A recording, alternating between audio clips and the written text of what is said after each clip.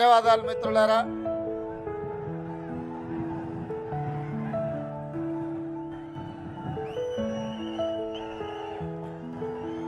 July 4, 2006 నాడు ఆనాటి ఉమ్మడి ఆంధ్రప్రదేశ్ ముఖ చిత్రం మీద ఈ మిడ్జిల్ మండల ప్రజలు సువర్ణ అక్షరాలతో ఒక చరిత్రను లిఖించిన రోజు. 20 సంవత్సరాల తర్వాత 2026 సంవత్సరం అదే తారీఖు జూలై 4 నాడు మీ అభిమాన నాయకుడు, నా ప్రియ మిత్రుడు జనంపల్లి అనిరుద్ధ్ రెడ్డి జడ్చర్ల ఎమ్మెల్యే గారు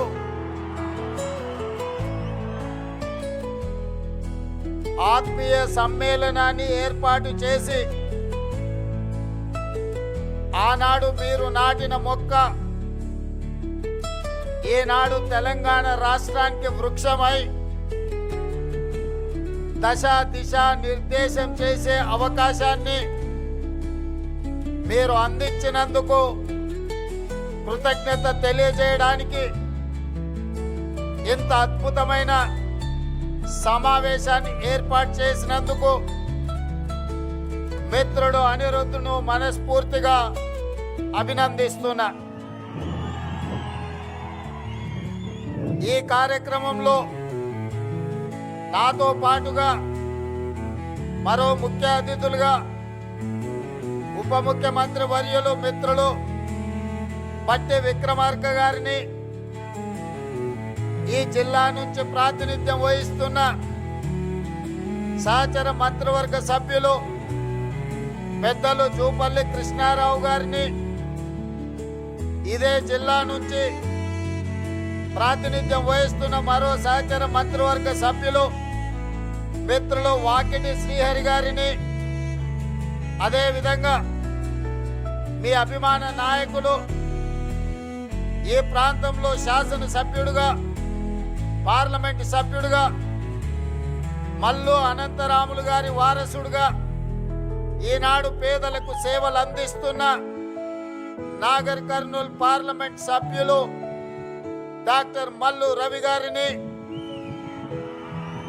అదేవిధంగా మాజీ పార్లమెంట్ సభ్యులు ప్రభుత్వ సలహాదారులు పెద్దలు జితేందర్ రెడ్డి గారిని, అదేవిధంగా రాజ్యసభ సభ్యులు మిత్రుడు వేం నరేందర్ రెడ్డి గారిని, అదేవిధంగా దేవరకద్ర శాసనసభ్యులు మిత్రులు మధుసూదన్ రెడ్డి గారిని, కల్వకుర్తి శాసనసభ్యులు మిత్రులు కసిరెడ్డి నారాయణ రెడ్డి గారిని, షాద్ నగర్ శాసనసభ్యులు ఈర్లపల్లి శంకర్ గారిని, నా సొంత గ్రామానికి శాసనసభ్యులైన అచ్చంపేట శాసనసభ్యులు డాక్టర్ వంశీ కృష్ణ గారిని, అదేవిధంగా వనపర్తి శాసనసభ్యులు మేఘారెడ్డి గారిని, పరిగి శాసనసభ్యులు రామ్మోహన్ రెడ్డి గారిని, జూబ్లీ హిల్స్ శాసనసభ్యులు నవీన్ యాదవ్ గారిని, మాజీ శాసనసభ్యులు ఏఐసిసి కార్యదర్శి ప్రియమిత్రులు సంపత్ కుమార్ గారిని, స్పోర్ట్స్ చైర్మన్ శివసేనారెడ్డి గారిని, మరో చైర్మన్ మాజీ ఉమ్మడి జిల్లా పార్టీ అధ్యక్షులు ఒబేదుల్లా కోత్వాల్ గారిని, మరో కార్పొరేషన్ చైర్పర్సన్ సరితా తిరుపతయ్య యాదవ్ గారిని, వివిధ కార్పొరేషన్లకు సంబంధించిన చైర్మన్లు, కాంగ్రెస్ పార్టీకి సంబంధించిన అందరి జిల్లా ఉమ్మడి జిల్లా సీనియర్ నాయకులు, జిల్లా కలెక్టర్లు, పోలీసు ఉన్నతాధికారులు, వివిధ శాఖలకు సంబంధించిన అధికారులతో పాటు నా ప్రాణ సమానులైన మిడ్జిల్ మండల యొక్క సోదరీమణులు వేలాదిగా ఈరోజు ఇక్కడికి తరలి వచ్చి మా సోదరుడు, మా మిత్రుడు, మా సహచరుడు మాతో పాటు గ్రామాలు తిరిగి తండాలు పర్యటించి ఈ ప్రాంత సమస్యలు తెలిసిన మేము ఎప్పుడైనా అన్న అని పిలుచుకునే మా రేవంత్ అన్న వచ్చిండు కలవాల్సిందే అని చెప్పి నాడు వేలాదిగా మీరు వచ్చి ఒక పక్కన ఉరుములు ఉరిమిన పిడుగులు పడిన ఈ వాన తుఫాన్ అయినా కలిసి తీరవలసిందే, ఈ సమావేశాన్ని దిగ్విజయం చేయవలసిందే అని ఒక గుండె ధైర్యంతో మీరందరు ఇక్కడికి వచ్చినందుకు మనస్ఫూర్తిగా ధన్యవాదాలు, కృతజ్ఞతలు తెలియజేస్తున్నా. మిత్రులారా, మన ప్రాంతానికి ముఖ్యంగా ఈ మిడ్చల్ మండలం కల్వకుర్తి ప్రాంతానికి, అచ్చంపేట ప్రాంతానికి ఒకనాడు గొప్ప నాయకులు, ఈ జిల్లాకు ఒక గొప్ప నాయకత్వ బాధ్యతను నిర్వహించిన చరిత్ర ఉన్నది. నిజాం సర్కార్ నుండి స్వతంత్రం వచ్చిన తర్వాత హైదరాబాద్ రాష్ట్రానికి మొట్టమొదటి ముఖ్యమంత్రిగా మన జిల్లా బిడ్డ బూర్గుల రామకృష్ణారావు గారు మొదటి ముఖ్యమంత్రిగా మన జిల్లాకి అవకాశం వచ్చింది. వారే కాదు, చిన్న వయసులో దక్షిణ భారతదేశం నుంచే తన వాగ్దాటి పటిమ, తనకున్న అపారమైన జ్ఞానాన్ని పార్లమెంటరీ వ్యవస్థలో ప్రజా సమస్యల మీద స్పందించి దక్షిణ భారతదేశం నుంచే ఉత్తమ పార్లమెంటేరియన్గా అతి చిన్న వయసులో గౌరవించబడ్డ కీర్తిశేషులు జైపాల్ రెడ్డి గారు ఈ ప్రాంతం నుంచే ప్రాతినిధ్యం వహించారు. ఆ జైపాల్ రెడ్డి గారిని రాజకీయాల్లోకి రావాలి, శాసనసభ్యుడిగా పార్లమెంట్ సభ్యుడిగా రాణించాలి, రాష్ట్ర కేంద్ర ప్రభుత్వాలలో ప్రతిపక్షంలో రాణించాలి అని ఆయనకు తోడుండి రాజకీయంగా జైపాల్ రెడ్డి గారి ఎదుగుదలను తన చేతుల మీదుగా నడిపించిన ద్యాప గోపాల్ రెడ్డి గారు మన మండలవాసి, గుడియాన్పల్లి వాసి. వారు జన్మదినం మొన్ననే 100 సంవత్సరాలు పూర్తి చేసుకున్నాం. అదే కాదు, ఒక మహేంద్రనాథ్ ఈ ప్రాంతం నుంచి ఆదర్శంగా నిలబడ్డ గొప్ప నాయకుడు. అలాంటి ద్యాప గోపాల్ రెడ్డి ఈ రాష్ట్రానికి, దేశానికి రాజ్యాంగాన్ని అందించి ఈ దేశంలో ఉన్న పీడితులుగా, తాడితులుగా, దళితులను, గిరిజనులను, ఆదివాసీలను, బలైన వర్గాలను, మైనారిటీలను, మహిళలను పాలితుల నుంచి పాలకులుగా చేసిన డాక్టర్ బాబాసాహెబ్ అంబేద్కర్ యొక్క విగ్రహాన్ని ఈనాడు మనం ఆవిష్కరించుకోవడం జరిగింది. ఈ పర్యటన, ఈ గెలుపు నాది కాదు. చాలామంది రేవంత్ రెడ్డి జడ్పీటీసీగా గెలిచిండు, శాసనమండలి సభ్యుడిగా గెలిచిండు, శాసనసభ్యుడిగా గెలిచిండు, పార్లమెంట్ సభ్యుడిగా గెలిచిండు, ముఖ్యమంత్రిగా గెలిచి ఈరోజు అధికారంలో ఉన్నాడు అని చాలా టీవీలు, పేపర్లు రాస్తున్నాయి. కానీ నేను ఒక్క మాట వినయంగా విజ్ఞప్తి చేయదలుచుకున్నా. జూలై 4, 2006 నాడు గెలిచిన గెలుపు నాది కాదు, ఈ మిడ్జిల్ మండల ప్రజలది. ఈ మిడ్జిల్ గెలుపు అని నేను ఈ సందర్భంగా చెప్పదలుచుకున్నా.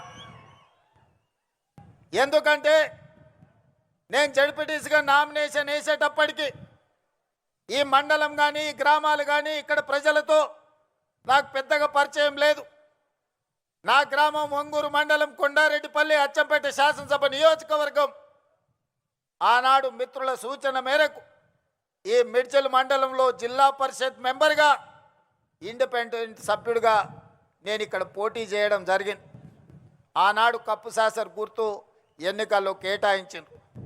కానీ అదే ఇక్కడ డాక్టర్ వైఎస్ రాజశేఖర రెడ్డి గారు మిత్రుడు రబ్బానీని జడ్పీటీసీ సభ్యుడిగా పెట్టి జిల్లా పరిషత్ చైర్మన్ చేయడానికి ఒక కాంగ్రెస్ సీనియర్ నాయకుడిని, జిల్లా పరిషత్ చైర్మన్ కాగలిగిన అభ్యర్థిని ఇక్కడ ఎన్నికల్లో పెట్టినా ఆనాడు మీరేం ఆలోచన చేసిండ్రో, ఆనాడు ఎందుకు మీరందరూ ఉప్పెనై నిర్ణయం తీసుకున్నారో, ఆనాడు ఒక యువకుణ్ణి మొదటిసారి మీ గ్రామాలకు, మీ ఇంటికి వచ్చిన ఒక యువకుని జిల్లా పరిషత్ మెంబర్గా మీరు ఆశీర్వదించిండ్రు అని అంటే మీ ఆలోచనలు, మీ నిర్ణయం గొప్ప నిర్ణయం అని చెప్పి ఈరోజు నిరూపించబడ్డది. అందుకే ఆనాడు గెలుచుంటే మిత్రుడు రబ్బాని జిల్లా పరిషత్ చైర్పర్సన్ అయి ఉండేవాడని ఇంతకుముందు మా మిత్రుడు బట్టి విక్రమార్క గారు నాకు గుర్తు చేసింది.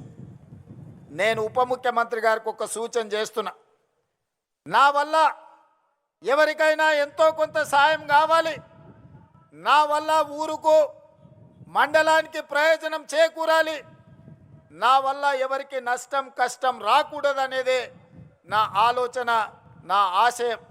అందుకే ఉప ముఖ్యమంత్రి గారికి, జడ్చర్ల శాసనసభ్యుడికి, పార్లమెంట్ సభ్యుడు మల్లు రవి గారికి ఒక విజ్ఞప్తి చేస్తున్నా.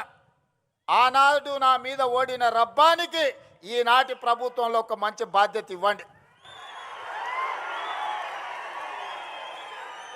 ఎందుకంటే సర్పంచ్గా, సింగిల్ విండో చైర్మన్గా, బ్లాక్ కాంగ్రెస్ ప్రెసిడెంట్గా ఈ ప్రాంత ప్రజలకు దాదాపుగా 35 సంవత్సరాలు రబ్బాని సేవలు అందించండి.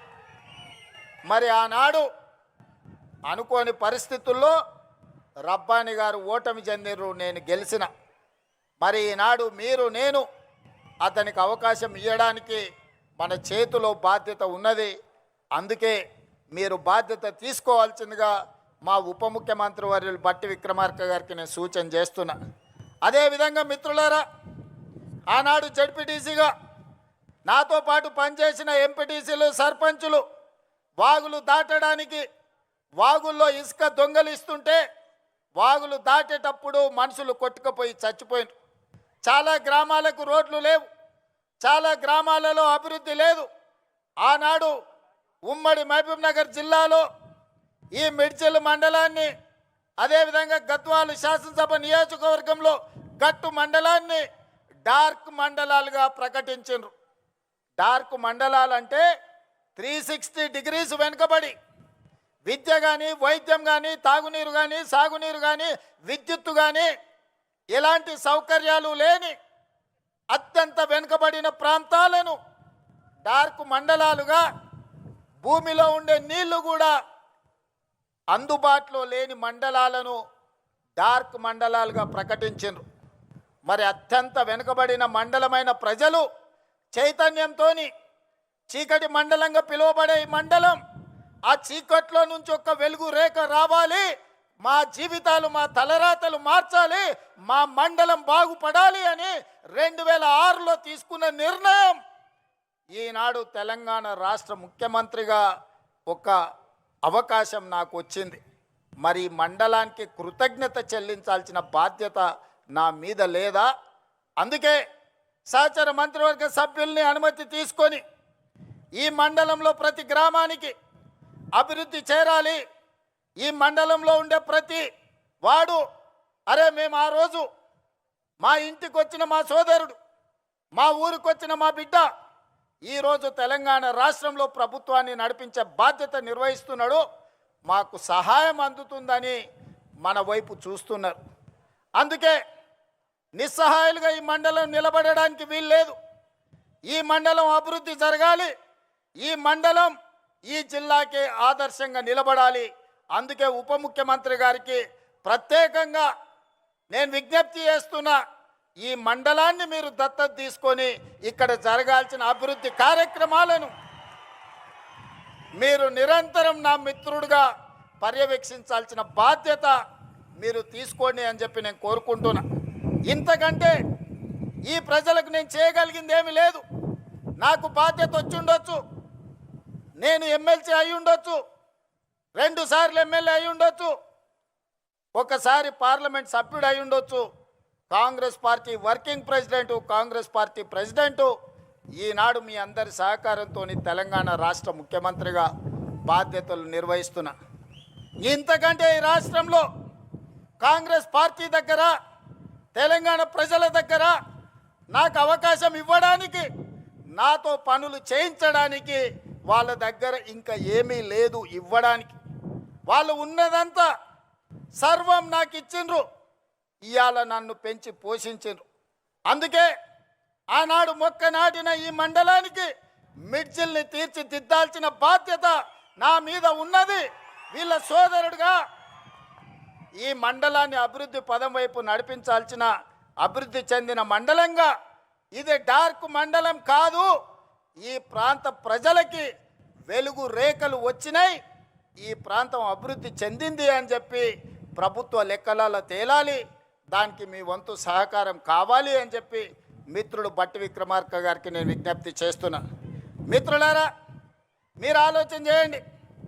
ఎమ్మెల్సీగా, ఎమ్మెల్యేగా 2 సార్లు, పార్లమెంట్ సభ్యుడిగా ఈ 20 సంవత్సరాలు 2006 జూలై 4న మీరు బాధ్యత ఇస్తే 20 ఏళ్ళల్లో ఏ ఒక్కరోజు నేను సెలవు తీసుకోలే. నా స్వార్థ ప్రయోజనానికి నాకు ఇచ్చిన అవకాశాన్ని దుర్వినియోగం చేయలేదు. ఏది చేసినా ప్రతిపక్షంలో ఉంటే ప్రశ్నించే గొంతునై ప్రజా సమస్యల కోసం కొట్లాడిన, అధికారం వస్తే పరిపాలనలో సంక్షేమంతో పాటు అభివృద్ధితో పాటు దీర్ఘకాలికంగా సమాజాన్ని పట్టి పీడిస్తున్న సమస్యల్ని శాశ్వత పరిష్కారం చూపించే ప్రయత్నం చేసిన. ఆనాడు నాతో పనిచేసిన ఎంఆర్పిఎస్ మిత్రులు చాలామంది ఉన్నారు. 40 సంవత్సరాల వర్గీకరణ రావణ కష్టాన్ని నాకు అవకాశం వచ్చిన ఎంబడే ఈరోజు మాదిగ ఉపకులాల వర్గీకరణ చేయడం జరిగింది. అదేవిధంగా మా బలైన వర్గాల సోదరులు గొర్రెలకు, బర్రెలకు, చివరికి కోడి పిల్లలకు కూడా ఈ రాష్ట్రంలో, ఈ దేశంలో లెక్కలు ఉన్నాయి. మరి 50% ఉండే మా బలహీన వర్గాల లెక్కలు ఈ దేశంలో ఎందుకు పెట్టరు, ఎందుకు లెక్క గట్టరు అని అడిగితే 100 ఏండ్ల సమస్య. ఆనాడు 1931 బ్రిటిషర్స్ లెక్క పెడితే 100 ఏళ్ల బలహీన వర్గాల లెక్కలు పెట్టిన ప్రభుత్వమే లేదు. మా మిత్రుడు బట్టి విక్రమార్క గారి నేతృత్వంలో 100 ఏళ్ల సమస్యకు జనగణనలో కులగణన చేసి ఎవరు ఎంతున్నారో లెక్క తేల్చడమే కాదు, లెక్క ప్రకారం వాళ్ళ వాటాలు వాళ్ళకి ఇవ్వాలి, వాళ్ళ సంక్షేమం, వాళ్ళ అభివృద్ధి వాళ్ళకి చేర్చాలి అని ఆ సమస్యకు శాశ్వత పరిష్కారం చూపించింది మన ప్రభుత్వం, ప్రజా ప్రభుత్వం. మిత్రులారా, మీరు అవకాశం ఇచ్చినందుకు ఈ దీర్ఘకాలికమైన సమస్యల్ని మనం పరిష్కరించుకోగలిగినాం. చాలామంది ఏం చేస్తాడయ్యా, అచ్చంపేట అడవుల్లో నుంచి వచ్చిండు, ఆయన గతం అనుభవం లేదు, ఆయన ప్రభుత్వాన్ని నడపలేదు, వాళ్ళ తాత ముత్తాతలు దొరలు కాదు, వాళ్ళ గడీలు లేవు, ప్రజల మీద పెత్తనం చెలాయించేది ఆయనకు రాదు అని అవహేళన చేసిరు. నేను ఒక్క మాట చెప్పదలుచుకున్న ఈ వేదిక మీద నుంచి, నేను పుట్టింది గ్రామంలో అన్ని కులాలు, అన్ని మతాలను, అన్ని సమస్యల్ని, ప్రతి పేదవాడి కష్టాన్ని చూసుకుంటూనే నేను పెరిగిన.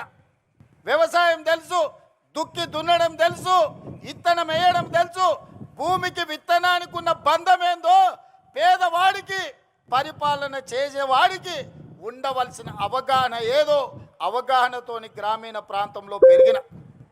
రాష్ట్రం అంటే, దేశం అంటే ఎక్కడో లేదు, గ్రామాల సమూహమే తెలంగాణ రాష్ట్రం. 12,000 పైచలకు గ్రామ పంచాయతీలు అంటేనే తెలంగాణ రాష్ట్రం. 6 లక్షల పైగా ఉండే ఈ మొత్తం ఈ దేశంలో అన్ని గ్రామాలు, చిన్న పల్లెలు కలిస్తేనే ఈరోజు భారతదేశం. సమస్యలు ఎక్కడుంటాయి, సమస్యలు ఎక్కడ పరిష్కరించాలి, ఈ అవగాహన గడీలలో ఉన్న దొరలకు లేకపోవచ్చు. గ్రామంలో సమస్యలు పరిష్కారం అయితే మండలం పరిష్కారం అయినట్టే, మండలంలో సమస్యలు పరిష్కారం అయితే నియోజకవర్గంలో పరిష్కారం అయినట్టే, నియోజకవర్గాలలో పరిష్కారం అయితే జిల్లాలో పరిష్కారం అయినట్టే, జిల్లాల సమస్యలు పరిష్కారం అయితే రాష్ట్ర సమస్యలు పరిష్కారం అయినట్టే, అన్ని రాష్ట్రాలలో సమస్యలు పరిష్కారం అయితే దేశం అభివృద్ధి చెందినట్టే. ఇప్పుడు చెప్పండి మిత్రులారా, కొండారెడ్డిపల్లిలో దళితులు, గిరిజనులు, బలహీన వర్గాలు, మైనారిటీలు, మహిళలు, పేదవాడి మధ్యలో పెరిగిన నేను, పేదల సమస్యలు తెలిసిన నేను ఆ సమస్యకు పరిష్కారం కనిపెట్టలేనా, పరిపాలన నేను అందించలేనా? పాలమూరు బిడ్డలు పరిపాలనకు పనికిరారా? తట్ట పనికి మనమే కావాలి, పార పనికి మనమే కావాలి, పలుగు పనికి మనమే కావాలి, పార పనికి మనమే కావాలి, పరిపాలనకు మాత్రం పాలమూరు బిడ్డ వద్దనే దురహంకారాన్ని బొందబెట్టాల్సిన బాధ్యత ప్రతి పాలమూరు బిడ్డ మీద లేదా అని నేను ఈరోజు మీకు విజ్ఞప్తి చేయదలుచుకున్నా. మిత్రులారా, అహంకారానికి కూడా అత్తుంటుంది, అహంభావానికి కూడా ఒక అవకాశం ఉంటుంది. అహంకారం అహంభావం పెట్టేగిపోయి గద్దరన్నను గడిల ముందల 4 గంటలు ఎర్రటెండ కూర్చోబెట్టినోని ఇవాళ మనం క్షమించాలనా? ఇవాళ ఒక్కసారి ఆలోచన చెయ్యండి. యుద్ధ నౌకై పేదల గలమై తెలంగాణ రాష్ట్ర సాధనలో సమిదైన గద్దరన్న కలవడానికి వస్తే నీ గడి ముందల 4 గంటలు ఎర్రటెండకు నిలబెట్టినావు కదా, నీకు ఉరి శిక్ష వేసిన తక్కువ నాన్నే నీడున్న సోదరులు నేను అడగదలుచుకున్నా. ఇవాళ నేను మిమ్మల్ని అడుగుతున్నా, ఈ ప్రభుత్వంలో అడిగిన వాళ్లకు రేషన్ కార్డు ఇచ్చిన మాట వాస్తవం కాదా? రేషన్ కార్డు ఉన్న ప్రతి వాడికి సన్న బియ్యం ఇచ్చిన మాట వాస్తవం కాదా? ఆనాడు 4.5 లక్షల ఇందిరమ్మ ఇల్లు నియోజకవర్గానికి 3,500 ఇండ్లు ఇచ్చిన మాట వాస్తవం కాదా? ఇవాళ అదనంగా మళ్ళీ 2,000 ఇండ్లు మంజూరు చేసిన మాట వాస్తవం కాదా ప్రతి నియోజకవర్గానికి? అదేవిధంగా 200 యూనిట్లు ఉచిత కరెంటు, ఆడబిడ్డలకు ఆర్టీసీలో ఉచిత ప్రయాణం, 21,000 కోట్ల రూపాయల రైతు రుణమాఫీ, 36,000 కోట్ల రూపాయల రైతు భరోసా, 80,000 కోట్ల రూపాయలు ఓట్లు కొనడానికి నిధులు ఖర్చు పెట్టి ఉచిత విద్యుత్తు కోసం 30,000 కోట్ల రూపాయలు వ్యవసాయానికి బట్టి గారు ఖర్చు పెట్టిన మాట వాస్తవం కాదా? 1,76,000 కోట్ల రూపాయలు ఈ చివరి ఇప్పుడు వేసే రైతు భరోసాతోని ఈ 30 నెలల్లో మా ప్రభుత్వం ఖర్చు పెట్టింది. సరాసరిన 5,600 కోట్లు ప్రతి నెల మేము ఖర్చు పెడితే 10 ఏళ్లలో మీరు ఖర్చు పెట్టింది ఏందో లెక్కలు తేల్చండి. మొన్నటికి మొన్న మా జూపల్లి గారు సవాలు విసిరిండ్రు. 70,000 కోట్ల రూపాయల అప్పున్న రాష్ట్రాన్ని మిగులు బడ్జెట్ 16,000 కోట్ల రూపాయలతో మీకు అప్పచెప్తే 8,21,000 కోట్ల రూపాయల అప్పులు చేసిర్రు. 20 లక్షల కోట్ల రూపాయల బడ్జెట్ మీ చేతులకు వచ్చింది. నేను అడుగుతున్న చంద్రశేఖరరావు గారిని, సంవత్సరానికి 2 లక్షల డబుల్ బెడ్రూమ్ ఇల్లు కట్టినా 10 ఏళ్లలో 20 లక్షల పేదలకు ఇల్లు కట్టించేవాళ్ళు. నేను ఇక్కడికి వచ్చిన మా అక్కల్ని మా సోదరుని అడుగుతున్నా, మీ ఊర్లలో కేసీఆర్ ఎవరికైనా డబుల్ బెడ్రూమ్ ఇల్లు ఇచ్చిండా? దళితులకు 3 ఎకరాల భూమి ఇచ్చిండా? ఇంటికో ఉద్యోగం ఇచ్చిండా? 1,000 ఎకరాలకు నీళ్లు వారిచ్చిండా? 1,00,000 కోట్లు పెట్టి కట్టిన కాళేశ్వరం 3 ఏళ్లలో కూలేశ్వరం అయ్యింది. 1,00,000 కోట్లు గోదావరి పాలైనాయి. ఇది కేసీఆర్ పరిపాలన. ఇవాళ వాళ్ళ కొడుకు వాళ్ళ అల్లుడు గల్లీ గల్లీ తిరుగుతున్నారు, గద్దల్లాక ఊరు మీద తిరుగుతున్నారు. రావాలి రావాలి అని. ఎవరయ్యా రావాలి అని నేను అడిగిన. అంటే పాపాల భైరవుడు ఫామ్ హౌస్లో బంధించిన పాపాల భైరవుడు మళ్ళా బయటికి రావాలని. తెలంగాణ ఉద్యమంలో అప్పులను తప్పులను అబద్ధాలను తెలంగాణ రాష్ట్రం కోసం ప్రజలు మన్నించారు. తెలంగాణ రాష్ట్రం వచ్చినాక 10 ఏళ్ళు అధికారం ఇచ్చిండ్రు. 10 ఏళ్లల్లో ఆయన చేసింది ఇసుక దోపిడీకి అడ్డం పడ్డ నేరెళ్ళ దళితులను లారీలెక్కి తొక్కిచ్చిండు. పండించిన పంటకు గిట్టుబాటు ధర అడిగితే ఖమ్మం జిల్లాలో గిరిజనులకు బేడీలేసి జైల్లోకి తీసుకెళ్ళాడు. ప్రశ్నాపత్రాలు ప్రభుత్వ ఉద్యోగాల కోసమే ఉద్యమం జరిగితే గ్రూప్ 1 పబ్లిక్ సర్వీస్ కమిషన్ లక్షలాది రూపాయలతోని 100 కోట్లు కొల్లగొట్టి ప్రశ్నాపత్రాలు పల్లి బఠానీలలాగా అమ్ముకున్నారు. ఇండ్లు ఇయ్యలే, పెన్షన్ ఇయ్యలే, నిధులు ఇయ్యలే, నీళ్ళు ఇయ్యలే, నిరుద్యోగ యువకులకు ఉద్యోగాలు ఇవ్వలే. మరి ఎందుకయ్యా వీళ్ళు ఇంతగానం రావాలి రావాలి అంటుర్రు? ఒక్కసారి మా సోదరులను ఆలోచన చేయమని అడుగుతున్నా. ఎందుకంటే అల్లుని మంత్రి చేసిండు, కొడుకుని మంత్రి చేసిండు, బిడ్డని ఎంపీని చేసిండు, ఓడితే ఎమ్మెల్సీ చేసిండు. ఆయన సుట్టపు సడ్డకుని కొడుకు మందులు అందిస్తాడని రాజ్యసభ చేసిండు.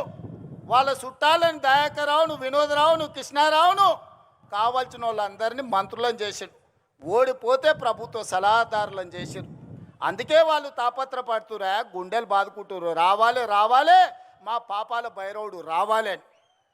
ఆ పాపాల భైరవుడు నీకు టీవీ ఇచ్చిండు చూపించుకోవడానికి, రాసుకోవడానికి పేపర్ ఇచ్చిండు, అబద్ధాలు చెప్పడానికి వినడానికి భజన పరులను ఇచ్చిండు. అందుకోసం వాళ్ళు రావాలంటారు.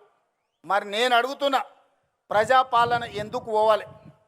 మా యువకులకు నేను సూచన చేస్తున్నా, పెళ్ళికి పోయినా, సావుకు పోయినా, దావత్కు పోయినా, బీర్ షాప్కి పోయినా, బార్ షాప్కి పోయినా, కళ్ళు దుకాణానికి పోయినా, ఏడికి పోయినా చర్చ పెట్టుర్రి. ఈ ప్రజాపాలన పోవాలి ఎందుకు? ఫామ్ హౌస్లో బందీ అయిన పాపాల బైరోడు రావాలి ఎందుకు అని చర్చ పెట్టుర్రి. ప్రజాపాలన ఎందుకు పోవాలి? రేషన్ కార్డు ఇచ్చినందుకు పోవాలనా? సన్నబియ్యం పెట్టినందుకు పోవాలనా? ఇందిరమ్మ ఇల్లు ఇచ్చినందుకు పోవాలనా? ఉచిత కరెంట్ ఇచ్చినందుకు పోవాలనా? రైతు రుణమాఫీ చేసినందుకు పోవాలనా? రైతు భరోసా చేసినందుకు పోవాలనా? వరి వేస్తే ఉరేసుకున్నట్టే అన్న ఆ దుర్మార్గుడు చెప్తే 2,88,00,000 మెట్రిక్ టన్నుల ఒట్లు పండిస్తే చివరి గింజ వరకు కొని 80,000 కోట్ల రూపాయలు చెల్లించినందుకు ప్రజాపాలన పోవాలనా? డ్రగ్స్ అమ్మేటోళ్ళను, గంజాయి అమ్మేటోళ్ళను బొక్కల పెట్టి మక్కలిరగొట్టినందుకు ప్రజాపాలన పోవాలనా? మీరు వస్తే ఏం చేస్తారే? ఫామ్ హౌస్లలో అమ్మిన గంజాయి డ్రగ్స్ ఇవాళ రైతు బజార్లలో పెట్టి అమ్ముతారా? ఏం చేస్తారు మీరు? ఏం చేయనీకి రావాలి? ఏం అన్యాయం చేసినామని ప్రజాపాలన పోవాలి. ప్రజలు ఎన్నుకున్న ప్రభుత్వం, ప్రజలు కోరుకున్న ప్రభుత్వం, ప్రజలు ఆశీర్వదించిన ప్రభుత్వం, ప్రజల కోసమే పనిచేస్తున్న ప్రభుత్వం పోవాలని ఎందుకంటున్నారా అంటే వాళ్ళ సంపాదన ఆగిపోయింది, వాళ్ళ దోపిడీ ఆగిపోయింది, వాళ్ళ దొంగతనాలు ఆగిపోయినాయి. వాళ్ళతో పాటు దోపిడీ చేసిన అధికారులను నిన్న మొన్న ఒక్కనొక్కరిని చూస్తే 100, 200, 300 కోట్ల రూపాయలు సంపాదించిన వాళ్ళు ఇవాళ ఏసీ బోలకు పట్టుబడుతురు. ఎక్కడదా ఈ సొమ్ము? ప్రజలను దోసుకున్నది కాదా? గజ్వేల్ ఎర్రవల్లిలో 1000 ఎకరాల ఫామ్ హౌస్ ఎక్కడి నుంచి వచ్చింది? నీ తాతలు ముత్తాతలు ఇచ్చిందా? 4 కోట్ల తెలంగాణ ప్రజలని దోసుకున్నదా? నీ కొడుకు జన్వాడల 100 ఎకరాల ఫామ్ హౌస్ వచ్చింది. నీ అల్లుడు హరీష్ రావుకు 50 ఎకరాలు మోయినాబాద్ల ఫామ్ హౌస్ వచ్చింది. నీ బిడ్డ కల్వకుంట్ల కవితకు శంకర్పల్లిల 25 ఎకరాల ఫామ్ హౌస్ వచ్చింది. నీ సడ్డకుని కొడుకు సంతోష్రావు లెక్కలైతే ఇక చెప్పేటట్టనే లేదు. ఎక్కడికెళ్ళి వచ్చినాయి 10 ఏళ్ళలో? ఎక్కడివి ఆస్తులు? ఏడ సంపాదించారు? ఏం వ్యాపారం చేసిర్రు? ఎక్కడి నుంచి వచ్చిన ఈ సంపద, ఈ వజ్ర వైదూర్యాలు, ఈ బెంజు కార్లు ఎక్కడి నుంచి వచ్చినాయి? తెలంగాణ అప్పుల పాలైంది, రైతులు ఆత్మహత్యలు చేసుకుంటున్నారు, నిరుద్యోగ యువకులకు ఉద్యోగాలు రాలేదు. మా ఆడబిడ్డలు బతుకమ్మ చీరలు ఇస్తే కూడా అందులో కమిషన్లు కొడితే ఆ చీరలు తీసుకుపోయి పొలాల కాడ పిట్టలను బెదిరియనికే కట్టే పరిస్థితి. బతుకమ్మ చీరలు ఆడబిడ్డలకి ఇచ్చే చీరలు కూడా వదలలేదు నీ దోపిడీకి. అందుకోసం నువ్వు రావాలనా? నువ్వు రాష్ట్రాన్ని 8,21,000 కోట్ల రూపాయల అప్పుల పాలు చేసినావు కదా, మరి మీరు 1,00,000 కోట్ల అధిపతులు ఎట్లయిరో లెక్క చెప్పమని నేను అడుగుతున్నా. అడగమని మా సోదరులను అడుగుతున్నా, మా జంజీ పిల్లల్ని నేను చెప్తున్నా. మీరు ఆలోచన చేయండి. 10 ఏళ్లలో 1,00,000 కోట్లు కేసీఆర్ ఎట్లా సంపాదించిండు? 8,21,000 కోట్లు తెలంగాణకు అప్పులు ఎట్లా మిగిలినాయి? ఆస్తులు ఐశ్వర్యాలు కేసీఆర్కి ఎట్లు వచ్చినాయి? అప్పులు తప్పులు మనకెట్లు వచ్చినాయి? ఒక్కసారి ఆలోచన చేయండి. ఈ అప్పులు తప్పులు చేసినాడు మళ్ళీ వస్తే ఇంతకుముందే మా అనిరుద్ధ్ చెప్పాడు, ఎందుకయ్య వాడు వచ్చేది? నేను నా భార్య మాట్లాడుకుంటూ వింటాడా? వాడు అసలు మనిషా పశువా అని అడుగుతాడు. మా అమ్మ మా కోడలతోనో లేకపోతే మాతోనే మాట్లాడుకుంటే గాజోలి కూడా వింటాడా అనే గింతకంటే దుర్మార్గుడు ఎవడని ఉంటాడా అని మా ఎమ్మెల్యే అడుగుతున్నాడు. నేను అడగదలుచుకున్నా, రాజకీయ నాయకుల మాటలు విన్నాడంటే అర్థం ఉంది, అధికారుల మాటలు విన్నాడంటే వానికి అక్కడికి వచ్చిందేమో అనుకున్నాం. ఆడబిడ్డల మాటలు వినేటోడు వాడు అసలు మనిషేనా? ఒక్కసారి ఆలోచన చేయండి. ఒక్కసారి ఆలోచన చేయమని మా అక్కల్ని అడుగుతున్నా. ఇవాళ మా ఇందిరమ్మ చీరలు ఇస్తే పండుగ పూట నాడు చీర పెడితే మా తమ్ముడు సారె పెట్టిండని మా అక్కలందరూ కట్టుకొని ఆశీర్వాదానికి వచ్చారు. మా అక్కల్ని అడుగుతున్నా, మీ ఇంటి ఆయనతో మీరు మాట్లాడుకుంటే ఎవడన్నా మీ ఫోన్ వింటే ఎంత బాధ అవుతుందో ఒక్కసారి ఆలోచన చేయరు. ఇవాళ మన ఫోన్లీననికి రావాలనా? ఎందుకు రావాలి? ఆయన ఉద్యోగం ఇచ్చిర్రు కదా ఎమ్మెల్యేగా, అసెంబ్లీకి మాత్రం రాడంట, ప్రజల తరఫున మాట్లాడాడంట, ప్రజా సమస్యల గురించి ప్రస్తావించాడంట. అధికారంలోకి వస్తే మాత్రం దోసుకోవడానికి వస్తాడంట, దొంగతనం చేయడానికి వస్తాడంట. అందుకే నేను మొన్న చెప్పిన, ఇవాళ చెప్తున్నా, అరుంధతి సినిమాలో పశుపతిని ఎట్లయితే బూత్ బంగళాలో బంధించిన గొలుసులు పెట్టి ఈ పాపాల భైరవుడిని ఫామ్ హౌస్లో 4 కోట్ల తెలంగాణ ప్రజలు గొలుసులేసి కట్టేసిండ్రు. అక్కడే కుంగి కృషించి పోవాలే తప్ప అధికారం అనేది మీకు కలలో మాట. ఏదైనా ఉందంటే అది మీకు గతమే, ఇక మీకు భవిష్యత్తు లేదు. మీ భవిష్యత్తు శాశ్వతంగా ముగింపు పలికినరు తెలంగాణ ప్రజలు. అందుకే మిత్రులారా, చివరగా మా మిర్చిల్ మిత్రులకు ఒక్క మాట చెప్పదలుచుకున్నా, నేను ఏమిచ్చినా చివరికి నా ప్రాణం ఇచ్చినా కూడా తక్కువనే. మిర్చిల్ మండలానికి నిధులు పెద్ద విషయం కాదు. ఇవాళ నాకు దక్కిన గౌరవం ఈ మండలం, ఈ జిల్లా, ఈ రాష్ట్రం, ఈ దేశంలోనే కాదు ప్రపంచంలో. ఇవాళ మెస్సీతో ఫుట్బాల్ ఆడినా, ప్రపంచంలో మన గలం వినిపించినా, ఆనాడు మీరు నాటిన మొక్కనే ఈనాడు పెద్దదై ఈరోజు బాధ్యత నిర్వహిస్తున్నది. ఈ బాధ్యతను కొనసాగించడానికి నిండు మనసుతో మీరు ఆశీర్వదించండి. నేను చేయాల్సిన పనులు ఉన్నాయి. ఈ వలసల జిల్లాను ఈరోజు అభివృద్ధి పథం వైపు నడిపించాల్సిన బాధ్యత నా మీద ఉన్నది. చేయాల్సిన పనులు మిగిలి ఉన్నాయి. ఆనాడు పండిత్ జవహర్లాల్ నెహ్రూ గారు ఏదైతే ప్రాధాన్యత పెట్టుకున్నాడో, ఎడ్యుకేషన్ అండ్ ఇరిగేషన్, ఈ జిల్లాలో ప్రతి ఎకరాకు నీళ్ళు ఇచ్చే వరకు, ఈ జిల్లాలో ఉండే ప్రతి పేదవాడికి విద్యను అందించి ఉద్యోగ ఉపాధి అందించే వరకు నేను మీకు సేవ చేస్తూనే ఉంటా. ఆనాడు 94 నుంచి 2004 వరకు 2 సార్లు తెలుగుదేశం అధికారం ఉంది. 2004 నుంచి 2014 వరకు doctor YS Rajasekhara Reddy Congress party అధికారంలో ఉండే.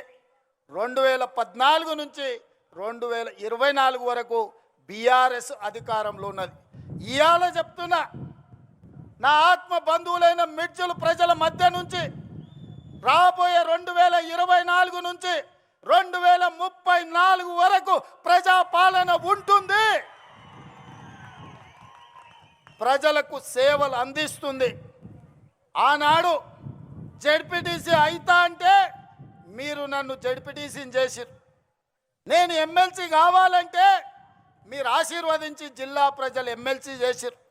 తెలవని కొడంగల్కి వెళ్తే 2 సార్లు ఎమ్మెల్యేని చేసిరు. అక్కడ కష్టం వస్తే మల్కాజ్గిరి పార్లమెంట్లో ఎంపీని చేసిరు. కాంగ్రెస్ పార్టీ కార్యనిర్వాహక అధ్యక్షుడిని చేసిరు. 4 కోట్ల తెలంగాణ ప్రజలు 2వ తెలంగాణ ముఖ్యమంత్రిగా చేసిరు. ఇదంతా మీ ఆశీర్వాదం. ఇవాళ ఒకే ఒక్క విజ్ఞప్తి చేస్తున్నా, ఒకవేళ తప్పు జరిగితే అది శాశ్వతంగా తెలంగాణ రాష్ట్రానికి కాలరాత్రిని తెచ్చిపెడుతుంది. ఈరోజు వాళ్ళు దోసుకోవడానికి మొత్తం సిద్ధమై కూర్చున్నారు. అందుకే ఈనాడు తెలంగాణ యువకులు నడుం బిగించాలి. దళితులు, గిరిజనులు, ఆదివాసీలు, తండాలలో, గూడాలలో, మారుమూల పల్లెల్లో ఉండే ప్రజలారా ఆలోచన చేయండి. మళ్ళీ కాంగ్రెస్ రావాలి, రాహుల్ గాంధీ ప్రధానమంత్రి కావాలి.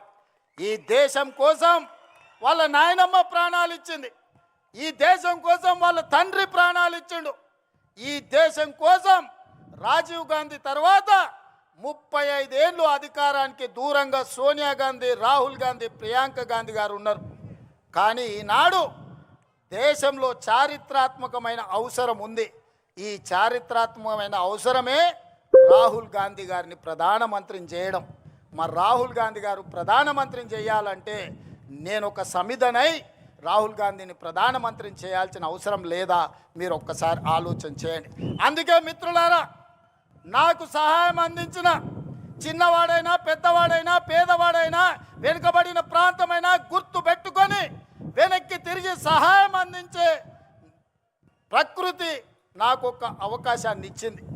60 ఏళ్ళ తెలంగాణ ఆకాంక్ష, వందలాది మంది తెలంగాణ బిడ్డల ప్రాణ త్యాగాలు, ఆత్మ బలిదానాలు చేసుకుంటూ తెలంగాణ రాష్ట్రం కోసం అసూలు బాసిన శ్రీకాంతాచారి, ఈశాన్ రెడ్డి, కానిస్టేబుల్ కిష్టయ్యను గుర్తు తెచ్చుకోండి.